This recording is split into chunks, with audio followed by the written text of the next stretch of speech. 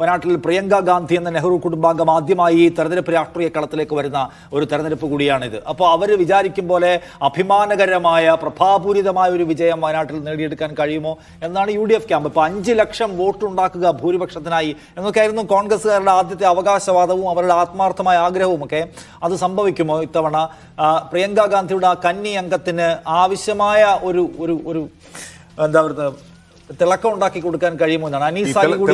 തിളക്കം എന്ന് പറഞ്ഞാൽ രാഹുൽ ഗാന്ധിയേക്കാൾ ഭൂരിപക്ഷം അനീസ് അലിയിലേക്ക് ഞാൻ പറയാം. ഏതായാലും അപ്പോ ആ നിലയ്ക്ക് നമ്മൾ ഒരു സംഗതി അജിംസ് അതിനെ തിളക്കമായി കാണുള്ളൂ. ബേസിക് പാരാമീറ്റർ രാഹുൽ ഗാന്ധിയുടെ ആദ്യത്തെ ഭൂരിപക്ഷത്തിന് മുകളിൽ ആണോ?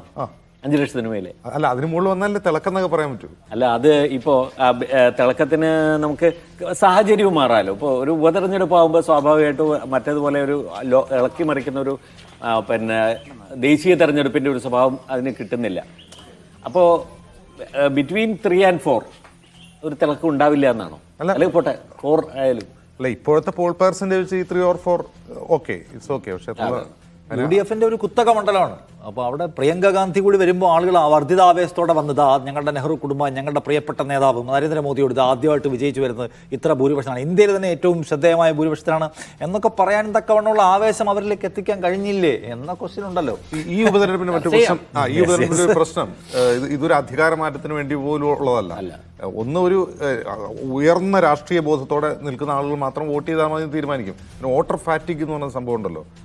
അല്ല, ഇന്നലെ PT നാസർ നമ്മുടെ വൈകിട്ടത്തെ ഷോയിൽ പറയായിരുന്നു. നാസർ അവിടുത്തെ വോട്ടറും കൂടിയാണോ? നാസർ പറയുന്നത് വെച്ചാൽ LDF കേന്ദ്രങ്ങളിൽ വോട്ട് ചെയ്യിക്കാതിരിക്കാനുള്ള ശ്രമം നടന്നിരുന്നു. എന്താ കാര്യം? ചെയ്യാൻ പോയി കഴിഞ്ഞാൽ ഉറപ്പില്ല എന്നുള്ളതാണ്. ഇന്ത്യ മുന്നണിക്ക് പിന്നെ വയനാട്ടിൻ്റെ കാര്യത്തിൽ വയനാട് അങ്ങനെ ഒരു തെരഞ്ഞെടുപ്പ് ആവേശം, പ്രത്യേകിച്ച് ഒരു ബൈപോൾ ഇലക്ഷനിലെ തെരഞ്ഞെടുപ്പ് ആവേശത്തിലേക്ക് പോകാൻ പറ്റുന്ന മൂഡിലുമല്ല. അവർ വലിയ തോതിലുള്ള ഒരു കെടുതി അനുഭവിച്ചു നിൽക്കുന്ന സമയവും കൂടിയാണ്.